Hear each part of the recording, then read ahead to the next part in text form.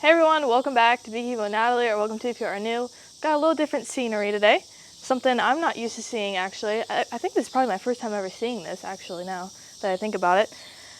Right next to me is an open air hive, I believe is what they're called, and basically I almost started the video saying welcome back to 628 Dirt Rooster channel where hobby beekeeping is the way of life, but I didn't because I don't want to get sued, but no, I'm kidding.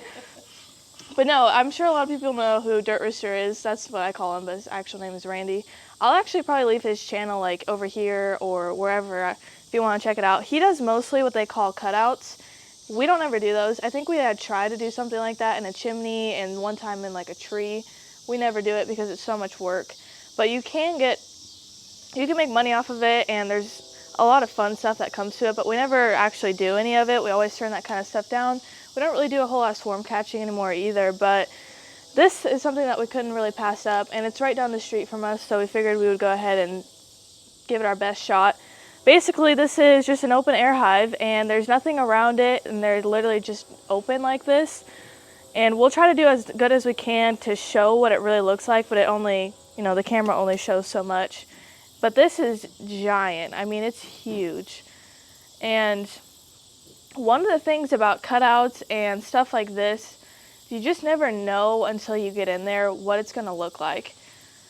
So my concern, which I don't think is going to be an issue, but like there's holes in little spots that you just never know if they're making a hive actually inside. So what we're under right now is just a bridge, and luckily there's no water or anything in there currently. So this is just a bridge that we're under, so the lighting's going to be a little hard and tricky. Today was a long day. We did extracting, did a bunch of filming and other stuff, so it's already 7:20, so we only have like an hour to do this before it gets dark. I have a feeling we'll end up being here while it's dark outside, which is going to suck, but that's okay. There's some nursery rhyme, I don't know, some old thing about the troll under the bridge that you have to pay your fees. The only reason I'm saying it is because my dad told me to say it. That's the only reason I'm actually saying it. But he is here today, so maybe you'll actually see the guy who I blame everything on. I don't know if he can hear me. Anyways, so yeah, I don't know what else really there is to say about that, except we're just going to start going at it and see what happens. Right here we've got a bee vac, which is typically what you use for this kind of stuff. You don't usually use this for like swarm catching. It's more cutouts and stuff like this where they actually have wax drawn. It just makes it a little bit easier. So because it is under a bridge, it's going to be a little tricky just to get everything down here and then get back up. I'm pretty sure my life was ending when I got down that ladder. I didn't realize I was afraid of ladders, but turns out I am. So it's going to be a little tricky, I think, today, but we're going to try and figure out. And if it is one of those things where we have to come back the next day, that'll be fine. So all this is, it's literally like a vacuum, but it's soft on the bees. It's not going to hurt them. It's just going to take them and put them into kind of what looks like a hive butler, which I've done a short little video on that before. And basically puts it in there, and then we'll let them out once we have everything situated. But we brought a bunch of different stuff. So there's a bee vac, the hive butler, which I'll show, and just a bunch of other random things. I don't know if anybody knows, I believe about an EcoFlow. I don't know the whole thing on those, but it's basically like a freaking battery, I don't know, that you can bring, and it'll keep the bee vac going and all that. So yeah, I don't know if you can tell, but this thing is giant. So we're gonna see what happens here. We are gonna use smoke on this today. Usually we don't use smoke on like swarm catching, but like I said, this is different, so we will today. We're just gonna go through, figure out how many queens are in this thing. Hopefully it's only like one, but I don't know. We'll see. And we're just probably gonna do some clips every now and then, just trying to pick up whatever we can. And he almost fell it on the ladder. I think that's about it, so we'll let you know how it goes. Welcome back. So this is actually 2 days later, not even the next day, it's like 2 days later from when that first clip was filmed. We're going to keep that because that's what actually happened. But basically we started off, and because it's one of our first few times actually doing an open hive like this, we just weren't fully prepared, and we had like an hour until sunset. Well, it was less than that actually. And these kind of things don't take an hour. So we kind of got started and didn't go too great. So we decided we'll come back. But like there's just a tiny little spot right here that we took out. And my dad did that and said it was pretty hard to pull off, just because something like this, you have to look at it and see how it's like, they have to be some really strong comb in there and propolis for that to stay on like that, and to think about all that honey and the weight on there. So this wax is really hard, which is going to be a little bit harder to take it off. But now that I'm looking at it, you can actually see like there's brood up in here. There's things falling from the bridge. There's brood up in here and honey up in there, so it's literally laid out like a typical hive. The inside has the brood and the outside has the honey in it. So I'd be curious to see what all has eggs in it around here. There's some drones. So they still look really good. I mean, this is a really nice looking hive so far from what we can tell. I would be curious to do like a mite wash and all of that on it. But one of the things I did want to mention, hopefully the smoker doesn't go out and doesn't get my eye. Whoa. Okay. Was, oh, look who it is. This right here, so I did mention this last time, there are these holes right here. Now, I think he mentioned maybe they were drainage holes, but you can see that they're all up in there. So one of the things that we'll just kind of have to figure out once we get in there is like if they're actually in the bridge here, there's nothing we can do about that, and you know, you'd have to take the whole bridge out. So we'll just see what happens, but for now we're just going to start by pulling these off, and we'll film everything and all the process to that, but don't fall. Anyways, I think that's it. So that's just kind of an update. We ended up having to come back because we just weren't prepared enough, and I might have to go light my smoker again. I don't know. That's it. So we'll just do some clips here and show you how it goes, and hopefully it goes better than the other day. So.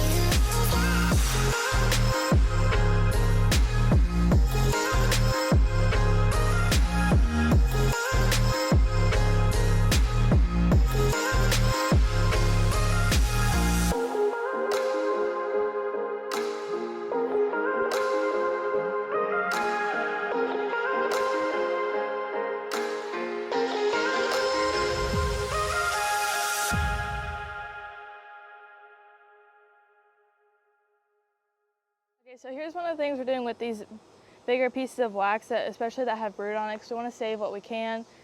We're basically just taking a frame that doesn't have any foundation in it and putting the wax, cutting it out into the shape of it, and then using these nice thick rubber bands that you can get really anywhere. And we're doing about 3 of them, 1 in the middle and then 2 out here on the edges. So I'll just kind of show you what that looks like. So we laid it down on the frames, and then you can kind of just pick it up a little bit and almost just slide it underneath there. Another thing is if you have like, I noticed if some of these spots are empty, it makes it a little bit easier to slide it under there. But you can kind of just slide it under and then put that rubber band on. And so far none of these have broken or anything, but once you put all 3 of them on, it doesn't fall off.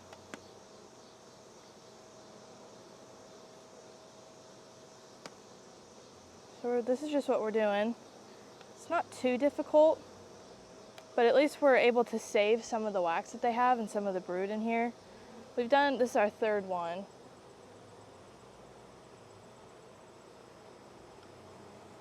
You might be able to get away with just 2 rubber bands, but we're going with 3 to be safe. And then once you put those on there, you can lift it up and it's not gonna fall through. So you can see some of the brood on here too. They've got a lot of pollen in here and a lot of larvae. Looks really good.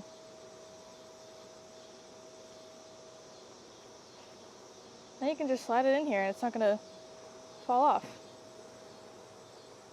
So I don't know how many of those we're gonna do. We might do a couple here. It looks like there's some more brood up in here also, so we might do it on that. But you can kind of tell how we cut it out right here. That's just what we're doing, and we'll keep doing that for a little while. That's pretty much it for now. Okay, so we're probably, I don't know, 30 minutes to an hour in, something like that. And you can kind of see it's been torn down quite a bit already.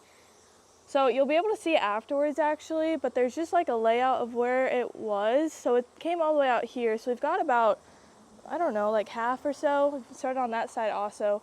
All we're doing is taking this, it's not a hive tool. I have no idea what it is. I feel like it has something to do with paint, maybe. I don't know, something like that. But we're just taking this and basically using that to scrape from the top. And then there's one in my boot right now. I'm gonna pretend like it's not stinging my foot, but anyways. I think what's happening is they're getting kind of covered in honey and then they're getting really crawly. So they end up getting in the boots and pants and t-shirts and all that. So that's been really fun. But basically my dad's just handing me these pieces of wax. And then I'm just going, and this is where I would recommend having like a brush, but I'm just brushing the bees off with my hands. I ended up changing gloves just because I was getting stung through the latex, but that's all right. So just literally shaking them off like that.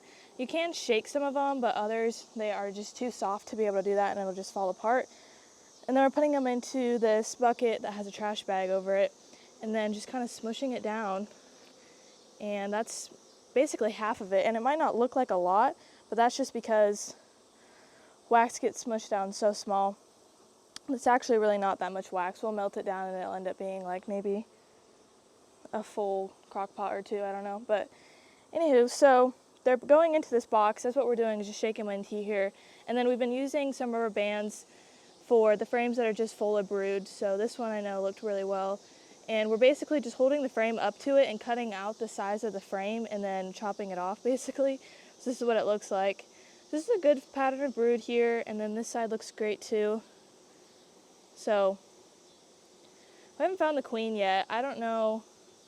I mean, she could be anywhere, but we're gonna start the bee vac because we've done basically as much as we can before we just need to go ahead and start using the bee vac.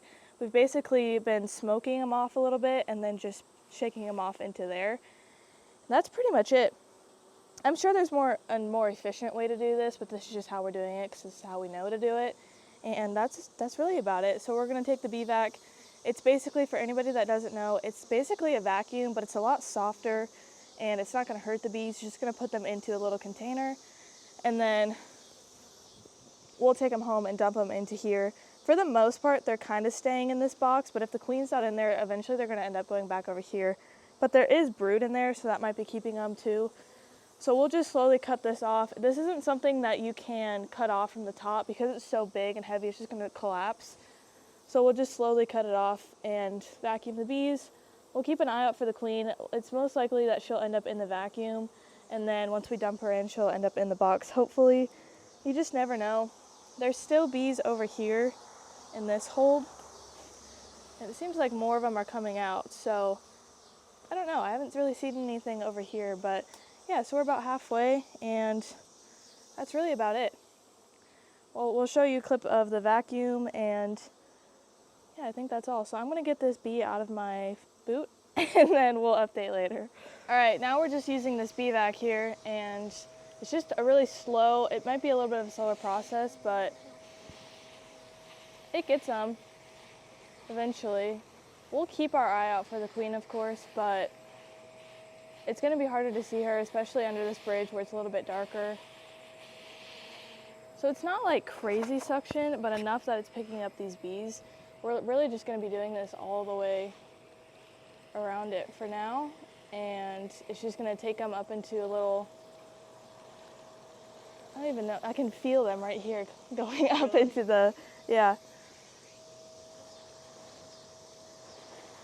So yeah, you can see, like, especially right here, how it's just pulling them in there.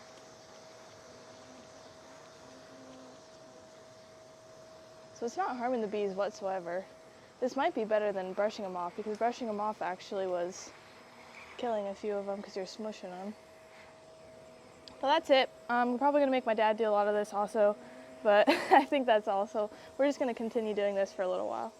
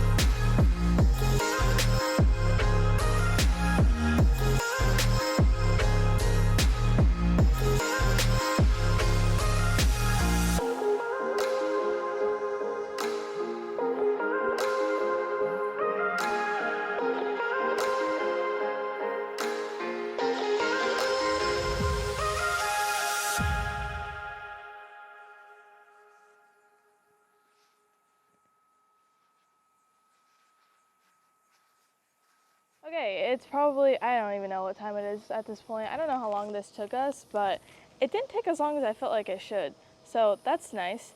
One of the things about cutouts is you just never know. It's probably, this isn't really technically a cutout, but it's along the same lines. But one of the things I do like about these is that you just never know. Like, the surprise is always really fun to see what's inside of that actual like center there, and if they're actually up in the bridge. If they do happen to be up in here, there's nothing we can do about that. But for now, we've pretty much gotten everything. You can kind of see, it's dark outside at this point, but you can kind of see the big circle that it left.